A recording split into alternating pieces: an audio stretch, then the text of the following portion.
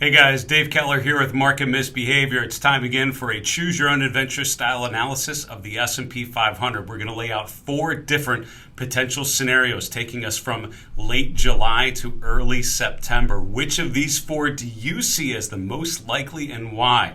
You watch the 4 scenarios, drop a comment with your vote and your reason why you think that's most likely. Before we get to those 4 scenarios, here's one more thing I wanted to tell you about.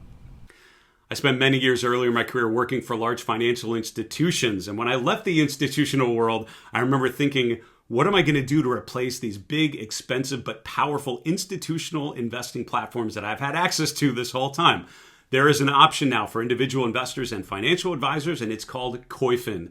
Koifin really combines some of those great capabilities of the big, expensive institutional platforms, along with some capabilities really optimized for financial advisors and high net worth individuals, and puts it in a very low cost, underpriced package on a web-based platform compared to the possibilities that you can achieve by using said platform. When I use Koifin every day, I like to look at global markets, things like China and India, developed Europe, think about how I relate those patterns and movements to what I'm seeing here in the US, which is my primary area of focus. I love being able to look at other asset classes like futures, commodities, currencies, interest rates, global bond markets, and really think about the message outside the US and in other asset classes outside of equities and ETFs. One of the features I love to use on Koifin are the ETF holdings. You can take an ETF, you can, like the QQQ, you can look at the biggest weightings, you can look at weightings by sector, you can run some basic attribution analysis. So for ETFs that you own or that you're considering owning, doing the due diligence of really understanding the exposures you're going to get is super important and super powerful for your portfolio. If you go to marketmisbehavior.com/Koifin, you can get 10% off any new membership. I hope you will check it out, and I hope you will find it as meaningful and powerful and impactful as I have found myself. Now let's get back to the charts. So here we're looking at the S&P 500 over the last 12 months, and obviously a big move this week to the downside, sort of a risk-off feel to the course of the week. Although Friday got a nice bounce off after the latest inflation data through the course of this week, particularly Wednesday's big gap lower, the S&P and the NASDAQ having one of the worst weeks so far in 2024. So the challenge is what's next. Now, we like to do these sort of exercises about once a quarter. That's why I find a healthy process for that. And this is, again, it's an exercise called probabilistic analysis is what I describe it. So you think about different scenarios, and the point of this exercise is twofold. Number one, to think about those 4 different scenarios, right? Think of which you think is the most likely. So really think about the evidence that you are currently evaluating, and decide what you think is the most likely scenario, and think about how you might want to position yourself for that likely scenario. But it's also forces you to think about 3 other scenarios that you do not see as likely, but all 4 of these are possible. One of these 4 things is probably going to happen, or most likely going to happen, in the next 6 to 8 weeks. So by thinking of them all now, you'll be better prepared for whatever comes. Now, the last time we did this exercise was back at the end of April, and here was the chart that we actually used. We talked, and this is what's interesting, is we did the video right after the April pullback, and we had about a week of a pop higher. So it's not too dissimilar from the current market that we're experiencing at the end of July. At the end of April, we talked about 4 different scenarios: the super bullish, the mildly bullish, mildly bearish, and very bearish. And if you look, the very bullish scenario, scenario 1, almost perfectly matched the movements in the S&P 500. And what we talked about back in the end of April was, what would cause that very bullish scenario would have to be the return of growth, right? Growth stocks, which had pulled back in April, would have to reinitiate. The Magnificent Seven would have to thrive because there's enough market cap there that the trends would, in the major benchmarks would rise as a result. That's pretty much the scenario that played out. The concerns we had about maybe continued downside potential based on more of a risk-off move never really played out because of the strength in those Magnificent Seven names. Do you think something similar is going to happen here in July? Well, let's take a look. Here's the updated chart looking at the S&P 500 through the end of this last week here. So we're recording this on July 26. Again, I'll lay out 4 different scenarios. Think about all 4 of these, right? And really think about what conditions would cause those different scenarios to play out. Decide which one you think is the most likely scenario according to your expertise and analysis. Don't forget to drop a comment below. Let me know which one you think is most likely and why. Explain the justification for why you feel that's the most likely outcome. But remember, one of the other benefits is to think about those other scenarios as well and really stretch your thinking a little bit. I found that successful investors don't just pick their scenario or their thesis and then ignore everything else. The top investors I've worked with, and I've worked with some really successful investors, they stretch their thinking. They actively challenge their thinking. They ask people to, give an argument against their thesis, just to challenge their thinking, to force themselves to step away from any preconceived biases. So here are the 4 different scenarios. We start with scenario number 1.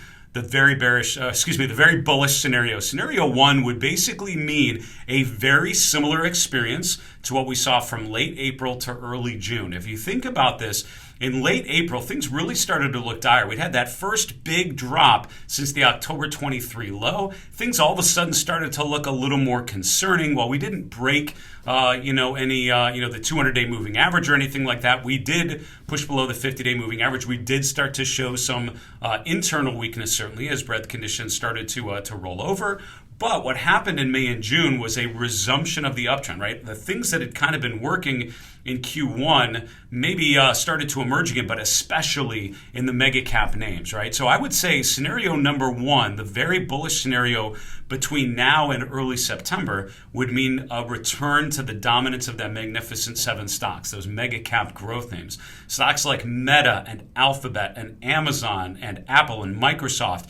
Instead of continuing to deteriorate like they have in the last couple weeks, they'd really have to reinitiate. We'd have to see evidence of dip buyers, right? People buying on the dips in the short-term weakness in those key names representing so much market cap. Semiconductors would have to prove it again, like Nvidia and AMD and Broadcom. They'd all have to pop back to the upside because there would be enough market cap represented in those names that would drive the market higher.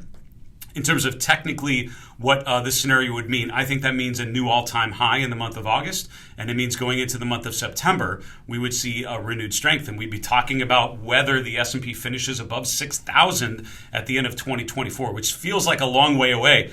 It's actually not that far away. That's less than 10% above this week's closing price. So certainly possible, but that's what scenario 1, the very bullish scenario, would mean, basically a return to the market in May or June of this year. Scenario number 2 is the mildly bullish scenario. This is where we don't make another new all-time high in August and September, but we don't go down anymore, right? Sort of the pullback that we experienced this week is pretty much it. We start to see buyers come in, but maybe those mega cap dominance names don't return to their previous trends. Maybe stocks like Amazon and Alphabet and Microsoft don't really return to a leadership role, but they don't really come down that much more. And as a result, because they're able to hold steady, and maybe other stocks like industrials, materials, energy, financials, those other names do well enough, that'd be enough with the mega caps sort of holding steady and those other value sectors improving. Maybe that would cause enough upside to basically keep the market in a sideways range. And basically the range that we've experienced in July would be similar to the range that we experienced in August and September. It's more of a choppy sort of sideways range between around 5,400 on the lower end, maybe 5,650 on the upper end. So that's scenario 2, the mildly bullish scenario. The mildly bearish scenario, the yellow one, number 3, would basically mean this pullback is not done. And we've only gone down a little bit off of those highs. As a matter of fact, just quickly checking the data here, we're only down about, 5% as a pullback off of the all-time high. So the mildly bearish scenario would be we continue lower, right? And this ends up being more of like an 8 to 10% correction. That would take us down maybe in the 5,100 to 5,200 range. I would say we hold this Fibonacci support level. I would say that's part of what defines a scenario number 3. We go further, but we really don't accelerate, right? So you don't get this full risk off kind of move where it feels like everything's going down. Some things are still holding up okay, and even sectors like energy and materials actually might do quite well. They could even gain quite a bit in scenario number 3, but the biggest names are going to struggle, right? The tech, communication services, consumer discretionary names, those are not done in their pullback, and they continue to push things down. But it's just sort of a wait and see mode, and again, riding the market down another 3, 5, 6, 7, 8%. feels not great because you want the market to go up, but you don't feel like you're really losing a ton of steam. Holding that first Fibonacci level, and again, that's based off of the October 23 low and this July 24 high, means we sort of remain above 5,100 in that scenario. So a little bit further of a pullback, but not enough to really get negative. Now we get to the super bearish scenario number 4. This would basically mean a full-on deterioration. This would mean that the initial downtrend that we've experienced over the last week or two continues, if not accelerates. Those names that have gapped lower, like Tesla and others, continue to roll over. Where you would love to see buyers come in and buy the weakness in some of those long-term winners, it doesn't happen, and investors end up selling strength as opposed to buying weakness. If we see short-term rallies that are sold, all of a sudden, investors more broadly recognize that this is not any longer a bullish environment. They start to unwind to protect themselves and raise cash. That selling continues to push the markets lower, which tends to encourage more profit taking or unwinding. This is how we say selling begets further selling, right? The more that we come down, that inspires more people to sell, which causes price to go down, which inspires more people. And that's how you can have what's called a waterfall decline. I think that very bearish scenario takes us below 5,100, below the 200-day moving average, which is currently around 49.80. And indeed, at the beginning of September, we're looking down around 4,700. That would be a 61.8% retracement, which would be a pretty deep correction off of the all-time high here in July.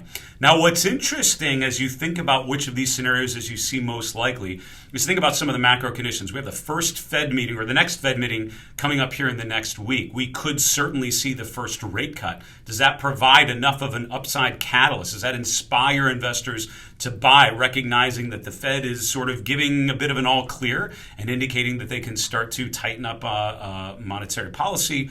And does that provide more of a tailwind for risk assets? Certainly a possibility. On the downside, though, we have certainly some potential downside that can happen related to the Fed as well. Maybe so the sense we get is that inflation is still no longer down to the benchmark that they have described as being so important, 2% annual increase in the CPI number. So maybe we get more of a bearish tell, more of a hawkish feel from the Fed governors, which inspires more and more of a sell-off. I do have a market top checklist that I like to review with my Market Misbehavior Premium members, and some of these things that we talk about in that checklist have been observed so far. So maybe we see further downside. Also remember the seasonal tendencies, right? August and September are often some of the worst months of the year. Now, in an election year, August actually tends to be pretty good, but September, pretty much across the board, in an election year or non-election year, September is usually a pretty rough month. So no matter what, between now and mid-September, there's seasonally most likely going to be some sort of a pullback, but there have been times when the market just ignores the seasonal pattern and it's based on other things. All right, those are your 4 scenarios. Which one do you see as the most likely and why? Don't forget to drop a comment below and let me know. Scenario 1, the super bullish scenario. We power to new all-time highs in August, and this uptrend, this relentless uptrend in 2024 just continues. Scenario number 2, the mildly bullish scenario. We don't lose any more than we have so far in July. We really don't gain a lot of ground either. Sort of chops around within 5,400 to 5,650 or so. Scenario 3, the mildly bearish scenario, means we continue to pull back, but it's not too painful. Maybe we go down another 3 to 5%. We hold about 5,100, which means that in early September, things are still not horrible, but we really haven't gone up anymore. Scenario 4, the super bearish scenario, means this decline is just getting started. We break Fibonacci support, we break previous swing lows, we break the 200-day moving average, and we're talking about downside objectives given the aggressive deterioration. Those are your scenarios. Drop a vote and let me know. Can't wait to hear what you think may be coming next year for the S&P 500. For Market Misbehavior, I'm Dave Keller. Have a great one.